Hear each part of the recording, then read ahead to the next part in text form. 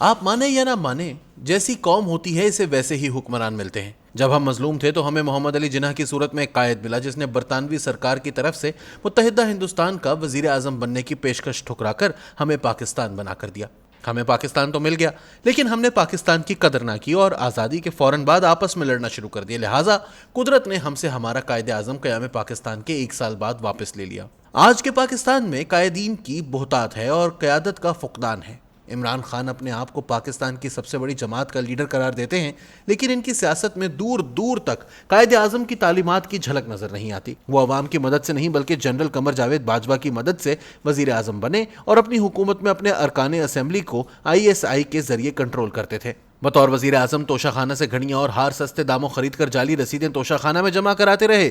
ان کی سیاست کا محور سیاسی مخالفین پر مقدمے بنا کر انہیں جیل میں ڈالنا تھا۔ وہ ریاست مدینہ کا نام لیتے رہے لیکن اتنی اخلاقی جرت نہ دکھا سکے کہ اپنی بیٹی کی ولدیت کو تسلیم کر لیں جو لندن میں ان کے 2 بیٹوں کے ساتھ ان کی سابق اہلیہ کے ساتھ مقیم ہیں۔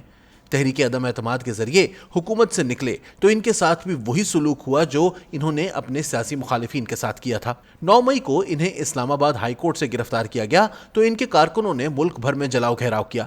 ایک سوچے سمجھے منصوبے کے تحت کور کمانڈر لاہور کی رہائش گاہ جلائی گئی۔ سب سے پہلے میں نے ہی 9 مئی کی شب جیو نیوز پر کیپٹل ٹاک میں بتایا کہ کور کمانڈر لاہور کی رہائش گاہ دراصل قائد اعظم کا گھر تھا جو قیام پاکستان سے قبل برطانوی فوج نے اپنے قبضے میں لے لیا اور قیام پاکستان کے بعد بھی قائد اعظم کو واپس نہ کیا گیا۔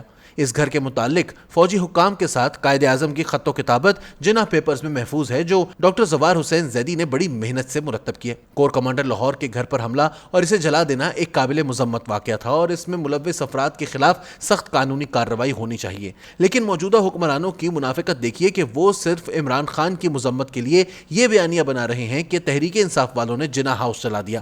کیا کوئی صاحب اختیار یہ بتانے کی زحمت کرے گا کہ جناح ہاؤس کو قومی میوزیم بنانے کی بجائے کور کمانڈر کی رہائش گاہ میں کیوں تبدیل کیا گیا؟ قائد اعظم نے یہ گھر قاضی محمد عیسیٰ یعنی قاضی فائز عیسیٰ کے والد کے ذریعے موہن لال بھاسن سے خریدا تھا۔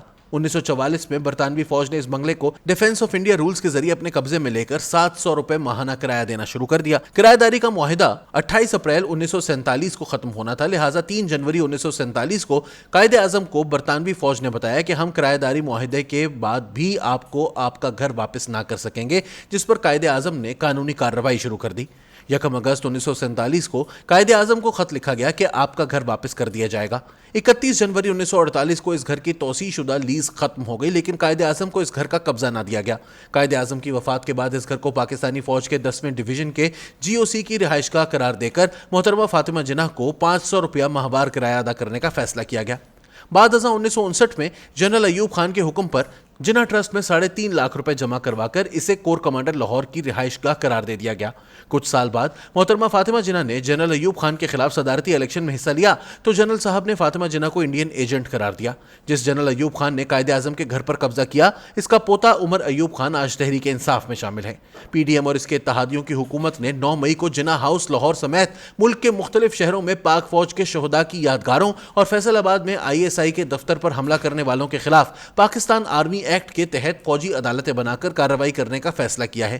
افسوس کہ جناح ہاؤس لاہور پر حملے کی مذمت کرنے والی حکومت قائد اعظم محمد علی جناح کی تعلیمات کو نظر انداز کر رہی ہے۔ قائد اعظم نے تمام عمر قانون کی بالادستی، شخصی آزادیوں اور صحافت کی آزادی کے لیے جدوجہد کی، لیکن PDM اور اس کے اتحادیوں کی حکومت نے قائد اعظم کی تعلیمات کے ساتھ ساتھ آئین پاکستان کے ساتھ بھی وہی سلوک شروع کر رکھا ہے جو تحریک انصاف نے 9 مئی کو جناح ہاؤس لاہور کے ساتھ کیا۔ کیا وزیر اعظم شہباز شریف اور وزیر داخلہ رانا ثناء اللہ کو معلوم ہے کہ 1919 میں محمد علی جناح نے متحدہ ہندوستان کی قانون ساز اسمبلی میں رولٹ ایکٹ کے خلاف تقریر کرتے ہوئے کہا تھا کہ مناسب عدالتی انکوائری کے بغیر کسی انسان کی آزادی ایک لمحے کے لیے بھی نہیں چھینی جا سکتی۔ رولٹ ایکٹ کا مقصد پولیس کو نقص امن کے خدشات پر گرفتاریوں کے لامحدود اختیارات دینا تھا۔ ایک انگریز رکن اسمبلی آئرن سائیڈ نے قائد اعظم محمد علی جناح کو جواب دیتے ہوئے کہا کہ رولٹ ایکٹ کا مقصد صرف چند شرپسندوں کو قابو کرنا ہے۔ قائد اعظم نے اس دلیل کو مسترد کرتے ہوئے کہا کہ ہم تخریب کاروں اور بدمعاشوں کے خلاف کارروائی کی مذمت نہیں کر رہے، لیکن کسی مہذب ملک میں عدالتی ٹرائل کے بغیر شہریوں کی آزادی آزادی سلب نہیں کی جاتی۔ قائد اعظم کی مخالفت کے باوجود رولٹ ایکٹ منظور ہو گیا تو انہوں نے اسمبلی کی رکنیت سے استعفیٰ دے دیا کہ یہ قانون ساز اسمبلی ایک جابرانہ حکومت کی اعلیٰ کار بن گئی ہے، اس لیے میں اس اسمبلی سے جا رہا ہوں۔ وہ قائد اعظم جو ٹرائل کے بغیر گرفتاریوں کے خلاف اسمبلی کی رکنیت سے مستعفی ہو گئے، اسی قائد اعظم کے پاکستان میں جنرل ایوب خان نے 1960 میں رولٹ ایکٹ کو MPO کا نام دے کر دوبارہ نافذ کر دیا۔